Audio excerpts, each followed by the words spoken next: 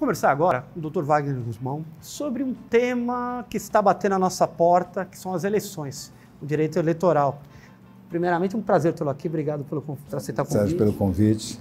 Muito bom estar aqui com vocês. Dr. Wagner, as eleições, se você te imaginar depois, vamos lá, imaginar depois de 85, vamos lá, 89, a primeira eleição civil que eu possa me lembrar, né?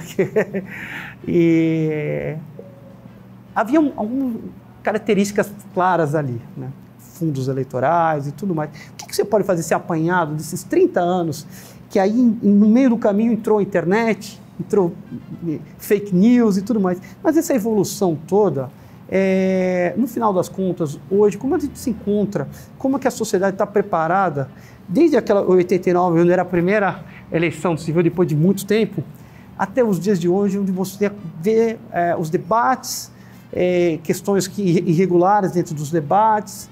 Como é que a gente pode fazer esse apanhado? Olha, Sérgio, eu vejo que a sociedade ainda não está muito preparada. Ela se assusta muito com essa questão da publicidade, da propaganda, daquele material que é jogado no chão, do candidato que está na rua e aborda você para tentar colocar para você quais são os planos que ele tem, o que ele quer fazer, o que ele não, o que está bom e ele quer manter, o que está ruim e ele quer alterar. A sociedade ainda não aceita muito isso, eu vejo isso muito na rua. De lá para cá, muitas mudanças, né? Principalmente agora. Esse ano, então, está sendo atípico, totalmente atípico. Antes a gente tinha aquelas eleições de muito papel na rua. Muito, né? E não sei se você se lembra, na véspera do dia da eleição, os colégios amanheciam cheios de papel. Chamava muita atenção, né? Porque era muita coisa. Santinhos, um monte de coisa. De um tempo para cá, isso vem sendo muito coibido. A Justiça Eleitoral aplica uma multa e pode até dar uma cassação do mandato, do diploma do candidato, se eleito for. Isso é uma mudança muito importante, significativa. Aliás, eu vou fazer um parênteses até, porque provavelmente em 89, quando eu fiz essa linha temporal, o diploma, como você colocou, antiga, era sempre aceito. Então, e hoje está gerando cassações, impugnações antes das eleições. Até antes. Depois veio uma outra alteração que está fazendo muito efeito para os políticos, hoje você só consegue coligar na majoritária, ou seja, só para o cargo do executivo. Então você não consegue coligar para o cargo, para vereador ou para deputado. Então o partido, entre aspas, sai com uma chapa pura. No caso de Santos aqui, um partido pode estar lançando 32 candidatos a vereadores. E hoje é muito complicado você conseguir 32 pessoas dispostas a ir para a rua, a gastar tempo, a gastar dinheiro para conseguir fazer uma campanha. Sim, São mudanças que ainda não... Mesmo os candidatos ainda não conseguiram incorporar isso no dia a dia deles. Mas nós percebemos também que depois da eleição de 2018, o atual presidente se utilizou bastante das redes sociais. Na verdade, ele veio fazer uma construção, não foi de um ano para o outro, ele fez uma construção toda e as mídias sociais... Alguns candidatos já vêm fazendo isso, até talvez com a aula que recebeu do presidente, de vir trabalhando a sua mídia social para chegar e ter o auge agora no momento próximo do dia da eleição. Muita gente já vem fazendo isso. Por isso que eu falei que esse ano é uma eleição atípica. Atípico. As redes sociais vão mandar muito, e já estão mandando. A gente tem a questão da pandemia, Sim. que eu acho, no meu modo de ver, no dia 15 vai ser um complicador. Eu também imagino. Vai ser um complicador. Então, aquela eleição que se a gente for analisar, a eleição mais rápida é a eleição municipal. Você tem 2 votos, a outra você tem 5. Sim. Então, você vai lá, vota, aperta o teclado 6 vezes, 7 vezes. Mas eu imagino que a abstenção... Então, a abstenção, a gente está esperando aí algo em torno dos 45% de abstenção, tirando por base a última eleição municipal. É algo bem considerável, né? Bem considerável. A outra mudança também é que nos últimos anos vem se tendo muito debate. Os debates, pelo menos aí já de 92 por aí, 93 para cá, tem sido uma constante as emissoras de TV aqui de Santos estarem realizando debate entre os prefeituráveis. Alguns pontos que me chamam a atenção que antigamente não existia, né? Não estamos falando de pouco tempo, 30 anos atrás, e que hoje existe, são as redes sociais. E elas, às vezes, como é uma questão local, é até complicado você falar mal um do outro, isso tudo, mas tem a legislação eleitoral com relação a isso, essa abordagem, fake news e tudo mais. Ela é bem rígida. É bem rígida. Bem rígida. A pessoa tem que ter muito cuidado com o que fala e com o que escreve. Porque eu tenho visto ataques, não só em Santos, mas em São Paulo e outras regiões, tem ataques pesados às figuras, e isso aí é uma coisa, é um complicador, né? Porque não falamos apenas uma sanção civil, né?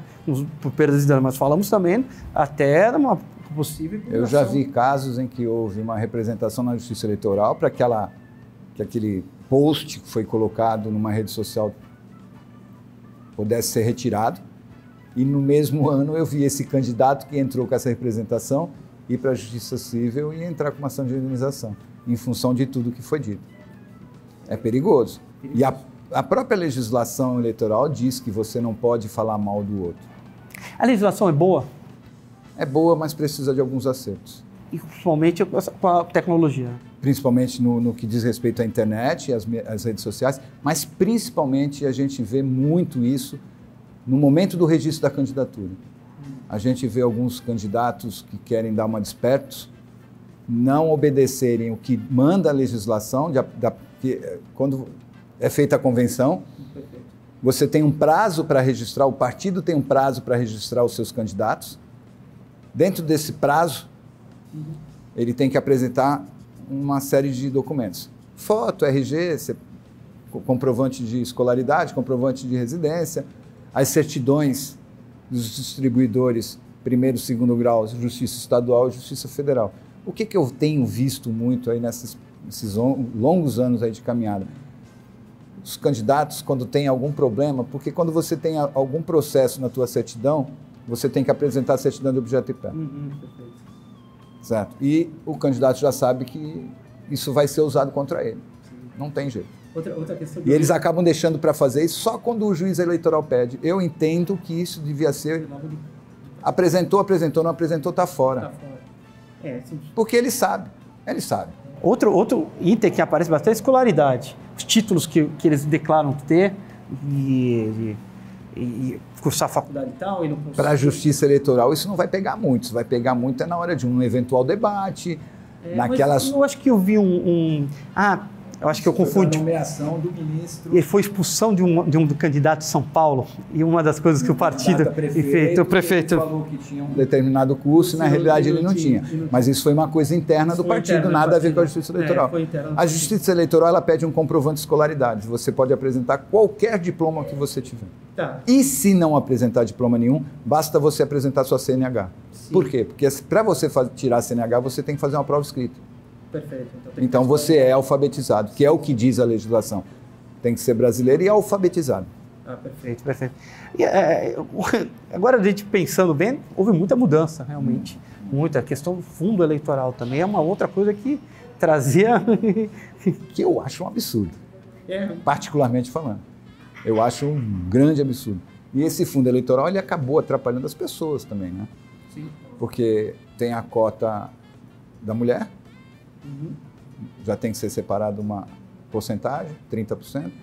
Agora o STF veio com a cota racial, tem que separar mais 20%. Isso acaba atrapalhando. Por quê? Porque quando o partido recebe aqui a nível municipal, recebe esse dinheiro, ele vai ter que repassar para os seus candidatos. Ele já tem que separar para a mulher. Mas a mulher racial vai ganhar mais que a mulher branca. Você acredita? Isso é já cria um desequilíbrio. Começa um desequilíbrio.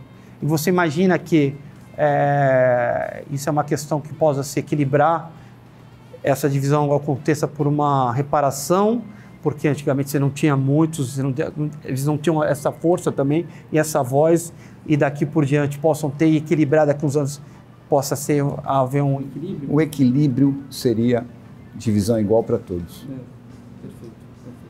Perfeito. Vou citar um exemplo, um partido recebe 100 mil reais. Ele já separa 20 para a mulher. 30 para mulher. Sim. Sobrou 70. Desses 70, ele tem que separar mais 20 para o homem negro. Tá. E aí... E mais 20 para a mulher negra. Tá. Que vai separar daqueles 30 lá. Então você já viu a desigualdade que tem? Porque vai separar R$30 mil, 30% para a mulher. Uhum. Só que desse da mulher, vai separar 20% desse valor para a mulher negra. Entendi. Isso é uma... A própria legislação cria essa desigualdade. Eu acredito que isso aí talvez uma participação maior que outrora não existia também, dos negros, das mulheres e tudo mais, com o passar das eleições, possa se equilibrar, porque também você não, antigamente você não havia também, eu lembro claramente que era quem participava era apenas... o Brasil é um país de coronel, então sempre... E outra mudança que vai impactar nesta eleição é a questão de você conseguir os 10% do coeficiente partidário. Essa é uma outra... Então, aquele candidato que não conseguiu os 10% do coeficiente eleitoral não vai conseguir uma vaga. Pode até conseguir lá na 10ª volta, na 11ª volta que der, para preencher o número de cadeiras. Tudo esse é um período de transição, de adaptação, para que o futuro possa... com a tecnologia e tudo mais, mudar essa sistemática que vinha perdurando aí um tempão. Você acredita que nas próximas eleições... Eu acho muito difícil isso mudar, mas o ideal seria os 21 primeiros estão dentro, os 21 mais votados estão dentro. Acho que isso seria o ideal. Isso aí também é algo que engraçado, na questão eleitoral também é uma questão que acontece eleição após eleição. As coisas vão mudando. Porque a sociedade vai mudando, outras pessoas vão deixando de existir, outras mentalidades, e aí você pode até ter... Embora no Brasil é um país retrógrado ainda para um monte de coisa, pode ser que a legislação acompanhe até essa evolução toda, tecnológica e tudo mais. As questões municipais eu sempre acho elas complexas. E eu acredito também no seguinte, enquanto não mudar as cabeças lá em Brasília, a legislação não vai mudar. Esse é um dos grandes problemas. Quando se mantém inerte no pensamento sempre retrógrado e a gente não sai do lugar, né? Porque a gente tem exemplo, a gente já teve exemplos aqui de termos um deputado federal eleito com 300 votos. Sim. Quando o Enéas foi eleito, se não me falha a memória. O Prona. No Prona. Teve deputado federal sendo eleito com, se não me falha a memória, 500 e pouco. Principalmente depois da primeira eleição, o Enéas... Isso já vem mudando.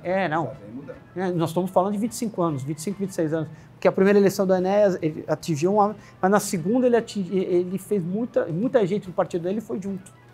E perduraram durante... Na primeira ele foi candidato a presidente. Foi candidato a presidente, deputado federal e levou um monte de... Muita. Mas eu acho que era um outro contexto, né? Eu tenho visto, até dentro da eleição, campanhas utilizando mais questões digitais, bicicletas e tudo mais. Você vê que o jovem também está se envolvendo e tudo mais. Que você falou uma coisa perfeita, né? Enquanto isso não mudar a cabeça lá em cima, não adianta, porque vem de lá para cá. Esse eu queria até que, para a gente encerrar aqui, Wagner, você deixasse realmente essa tua ideia, passasse até para o telespectador algo que não se muda se não se corta as cabeças lá em cima. A gente tem que começar a mudança lá por cima. Então, na próxima eleição, daqui a 2 anos, o povo tem que saber muito bem quem vai estar votando. Tem que escolher muito bem o seu candidato. A mesma coisa agora. Exatamente. E o candidato tem que saber bastante da legislação para não cometer nenhum erro. Te agradeço aqui pela presença. É um tema bastante evolutivo, né? Porque nós temos muita coisa para falar. O tempo não é nosso amigo nessa situação, mas eu te convido para a próxima vez. Estou aí à disposição sempre que precisar. Tá bom, muito obrigado, viu? Obrigado.